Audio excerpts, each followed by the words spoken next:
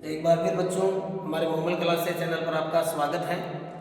आज हम political science में कैबिनेट मिशन के बारे में पढ़ेंगे, जिससे हर बार कंपटीशन एग्जाम में एक या दो क्वेश्चन जरूर आते हैं। कैबिनेट मिशन क्या है इसके बारे में हम चर्चा कर लेते हैं। आपको ध्यान में रखना है, हम बात कर रहे हैं 1946 की। कब की बात कर रहे हैं? 1946 की। और 1946 वह समय था जब भारत में ब्रिटिश वायसराय वेबल शासन कर रहे थे। कौन शासन कर रहे थे? वेबल। वेबल भी कह सकते हैं, वेबल भी कई बार लिखा हुआ आता है। तो कैबिनेट जो मिशन भारत भेजा गया, उस समय भारत के वायसराय तो वेबल थे, ये आपको ध्यान में रखना है। वायसराय कौन थे? लॉर्ड वेबल, ये आपको ध्यान में रखना है। और इसकी जो घोषणा की गई थी वो ब्रिटेन के लंदन में की गई थी। कहां पर की गई थी?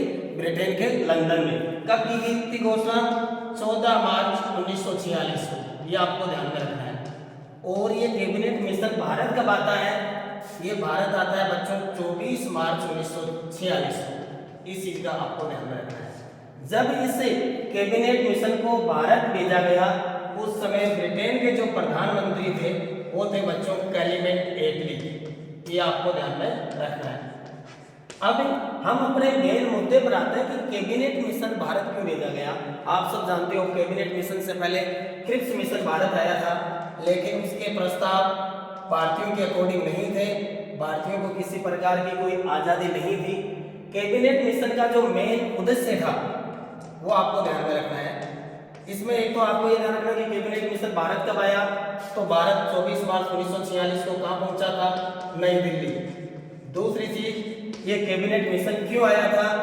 कैबिनेट मिशन भारत में अंतरिम सरकार की स्थापना और जो संविधान सभा का निर्माण करना और संविधान निर्माण के लिए योजना बनाने के लिए भारत आया था। तो उद्देश्य देख लो, भारत में अंतरिम सरकार की स्थापना करना, ध्यान में रखना है, अंतरिम सरकार की स्थापना करना।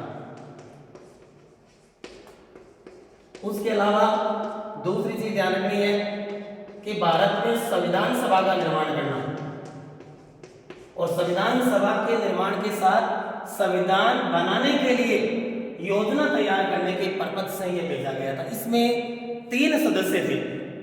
3 सदस्य कौन थे? सर पैट्रिक लॉरेंस इस कैबिनेट मिशन के मुख्य सचिव थे, जिनको अध्यक्ष भी कह सकते हैं। सर स्टेफर्ड क्रिप्स, जो ध्यान रखना है, व्यापार मंत्री थे।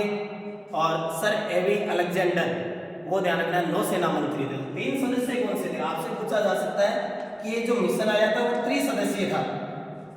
कितने सदस्य थे इसमें? 3 सदस्य। कौन कौन थे वो देख लो। सर पैट्रिक लॉरेंस,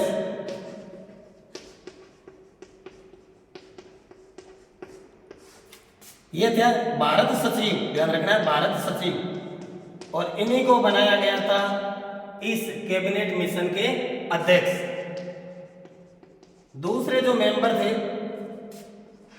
वो थे sir Stafford Cripps. Sir Stafford Cripps कौन थे? ये ध्यान रखना है, व्यापार मंत्री थे ब्रिटेन के, जो भारत भेजे गए थे इस मिशन में। और तीसरे सदस्य कौन थे? एवी अलेक्जेंडर। कौन थे बच्चों? एवी अलेक्जेंडर। और ये थे, ध्यान रखना, नौसेना मंत्री। उद्देश्य समझ गए? भारत में अंतरिम सरकार, इंटरिम गवर्नमेंट की स्थापना करना।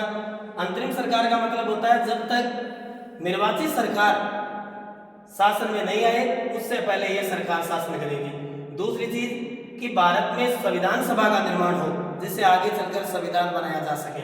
और संविधान निर्माण के लिए योजना बनाने के लिए ये मिशन भारत आया। कब? 24 मार्च 1946 को, ध्यान रखना है। इसने अपनी रिपोर्ट कब प्रस्तुत की? आपसे एग्जाम में पूछे रिपोर्ट प्रस्तुत की 16 मई 1946 को। कब? 16 मई 1946 को। और आपसे ये पूछे कि ये वापस सफल नहीं हुआ था, वापस कब लौटा? तो वापस लौटा था, ध्यान रखना है आपको, जून 1946 में, जून 1946 में। अब देखो, कैबिनेट मिशन है, इस कैबिनेट मिशन योजना के तहत हमारी संविधान सभा के लिए कितने सदस्यों को चुना जाना तय हुआ? 389 सदस्य, ध्यान रखना कितने सदस्य, 389 सदस्य। अब आप ये पूछो कि ये 389 सदस्य का आधार क्या था। इसको आधार बनाया गया बच्चों 10 लाख की जनसंख्या पर एक सदस्य, और उस समय हमारे भारत में लगभग 39 करोड़ के आसपास जनसंख्या थी, इसलिए 389 सदस्यों का निर्वाचन हुआ। तो आपको ध्यान में रखना है प्रत्येक 10 लाख पर एक सदस्य। और कैबिनेट मिशन योजना में जो 389 सदस्य चुने गए वो बच्चों निर्वाचित और मनोनीत दोनों थे, ये आपको ध्यान में रखना है, निर्वाचित व मनोनीत। कहने का मतलब संविधान सभा में जो सदस्य भाग लेंगे वो निर्वाचित और मनोनीत दोनों होंगे, अर्थात अप्रत्यक्ष रूप से इनका चुनाव होना था। अब आप कहोगे कि पूर्ण रूप से निर्वाचित क्यों नहीं हुए। पूर्ण रूप से निर्वाचित नहीं होने का कारण है कि हमारा देश दो भागों में बटा था। एक आप जानते हो ब्रिटिश भारत, ब्रिटिश भारत जिसमें प्रांत थे, ध्यान रखना है ब्रिटिश प्रांत शामिल थे ब्रिटिश भारत में, और दूसरे थे देसी रियासतें।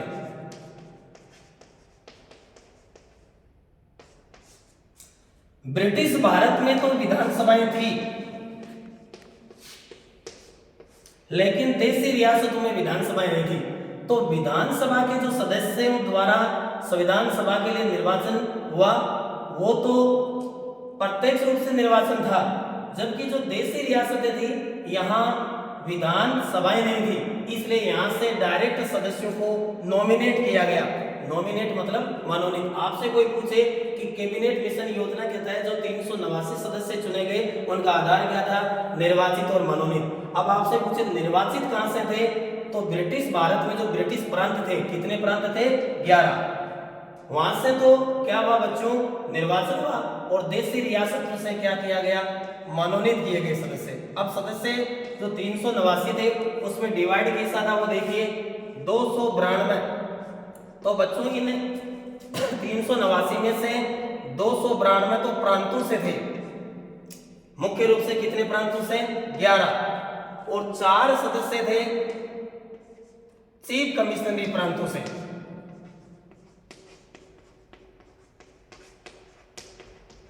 तो 292 और 4 अर्थात कितने सदस्य हो गए, 296 सदस्य। इन 296 सदस्यों का तो क्या हुआ था, आपको ध्यान में रखना है, निर्वाचन हुआ था। अब आपको केवल पूछे कि कैबिनेट मिशन योजना के अनुसार प्रांतों से कितने सदस्यों का इलेक्शन हुआ था, चुनाव हुआ था, तो आपको 292 बताने हैं। लेकिन यदि आपको ये पूछ ले कि ब्रिटिश भारत से कितने सदस्यों का चुनाव हुआ, तब 292 प्लस 4 296 बताना है। तो कुल टोटल यदि निर्वाचन पूछे तो 296 सदस्यों का निर्वाचन हुआ, और यदि केवल आपसे प्रांतों से पूछे तो 292 बताने हैं, और 4 की चीफ कमिश्नरी प्रांतों को जोड़कर केवल आपको निर्वाचन पूछे तो 296 सदस्य। अब बाकी बच्चे बच्चों 93 सदस्य, ये कहां से थे, ये ध्यान रखना है, देशी रियासतों से। और देशी रियासतों से सदस्यों का नॉमिनेट किया गया था, अर्थात इनको क्या किया गया था, मनोनीत किया गया था। ये आपको ध्यान में रखना है। तो 296 और 93 को हम जोड़ते हैं तो कुल सदस्य 389 होते हैं, 389 होते हैं। ये आपको ध्यान में रखना है। क्यों? क्योंकि यहाँ से निर्वाचन इसलिए हुआ क्योंकि यहाँ विधानसभाएं थी। कहाँ पर? ब्रिटिश भारत में, जो प्रांत और चीफ कमिश्नरी प्रांत थे, लेकिन देशी रियासत में विधानसभाएं नहीं थी, इसलिए यहाँ डायरेक्ट क्या किया गया, नॉमिनेट किया गया, मनोनीत किया गया। अब कई बार एग्जाम में पूछ लेते हैं मुझसे बच्चे कि सर ये चीफ कमिश्नरी प्रांत कौन कौन से थे, तो इनका एक बच्चों सूत्र भी है ABCD, ये आपको ध्यान में रखना है। A फॉर हमारे राजपूतानी का अजमेर मेरवाड़ा, ध्यान रखना है।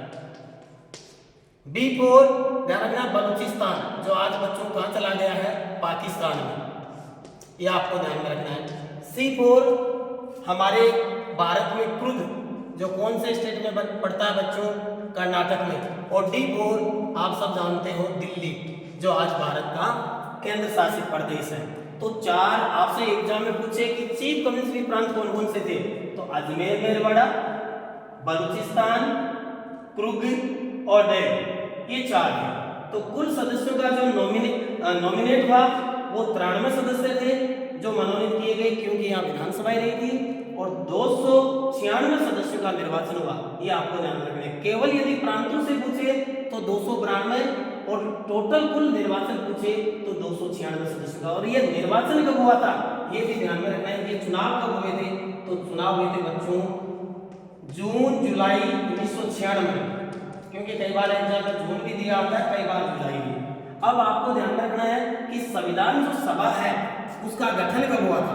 एग्जाम में पूछे गए क्वेश्चन है संविधान सभा का गठन हमारे भारत में किसके अनुसार, कैबिनेट मिशन या कैबिनेट योजना के अनुसार हुआ था बच्चों नवंबर 1946 में। कब हुआ था नवंबर 1946 में। तो एक बार देखो वापस आप कि कैबिनेट मिशन योजना के अनुसार 389 सदस्य, 10 लाख की जनसंख्या पर एक सदस्य को चुना जाना था। निर्वाचन हुआ वो दो प्रकार से था, एक तो निर्वाचन और एक मनोनयन, जिसमें जिन प्रांतों में विधानसभाएं थी वहां से निर्वाचन हुआ और जिन राज्यों में विधानसभाएं नहीं थी वहां मनोनीत हुई, और वो थे देशी रियासतें। और कुल मिलाकर देखा जाए तो आपसे पूछे कि संविधान सभा के लिए इलेक्शन कब हुए तो जून जुलाई 1946 में। और आपसे ये पूछा जाता है, एग्जाम में आया हुआ है, कई बार एग्जाम में सेकंड ग्रेड हो, थर्ड ग्रेड हो, आरपीएससी का फर्स्ट ग्रेड एग्जाम हो, यहाँ तक कि आरएएस के एग्जाम हो, संविधान सभा का यदि आपसे गठन पूछे तो नवंबर 1946, संविधान सभा के लिए चुनाव पूछे तो जून जुलाई 1946। अब पूछे किसके प्रावधान है वो आप देख लो बच्चों। अंतिम बात यह है कि इसके कैबिनेट मिशन योजना के अनुसार कुछ एक प्रावधान थे, इसमें क्या क्या प्रावधान में रखी गई बातें थी वो एग्जाम में डेफिनेटली पूछ लिया जाता है, तो वो देखो। पहली बात तो ये थी कि भारत संघ होगा, भारत एक क्या होगा संघ होगा। जैसे आप सब जानते हो अनुच्छेद 1 में भारत को संघ बताया गया है, जहां यूनियन शब्द का जिक्र किया गया। भारत एक संघ होगा और संघ में क्या क्या शामिल होंगे, प्रांत व देशी रियासतें। तो आपसे पूछे कि भारत जो संघ होगा कैबिनेट मिशन योजना के अनुसार उसमें किन किन को शामिल किया गया, प्रांत और देशी रियासतें। प्रांत 11 थे सब जानते ही हो, और देशी रियासतें कितनी थी 53। ये आपको ध्यान में रखना है। देशी रियासतें जिनको रजवाड़े भी कहा जाता है, देशी रियासतें इसलिए कहते हैं क्योंकि इस पर हमारे लोकल जो राजा थे वो शासन करते थे। अब पहला प्रावधान ये, दूसरा प्रावधान देखो, अवशिष्ट विषय प्रांतों को दिए जाएंगे। ध्यान रखना, आज अवशिष्ट विषय अनुच्छेद 248 के तहत संसद को कानून बनाने का अधिकार है, लेकिन कैबिनेट मिशन योजना के अनुसार बताया गया कि अवशिष्ट जो विषय है, अवशिष्ट विषय हैं वो किनको दिए जाएंगे, प्रांतों को दिए जाएंगे। किसको, प्रांतों को। और अंतिम जो इसमें महत्वपूर्ण प्रावधान था वो प्रावधान था बच्चों कि मुस्लिम लीग की मांग को ठुकरा दिया गया। अब मुस्लिम लीग आप सब जानते हो मुसलमानों के लिए एक पार्टी बनी हुई थी जो केवल मुस्लिम धर्म के लोगों का ही समर्थन करती थी। तो मुस्लिम लीग की मांग ये थी कि ब्रिटिश भारत का विभाजन करके एक देश पाकिस्तान बनाया जाए और एक देश भारत हो। तो इससे कैबिनेट मिशन ने मुस्लिम लीग की इस पाकिस्तान की मांग को क्या कर दिया, ठुकरा दिया गया।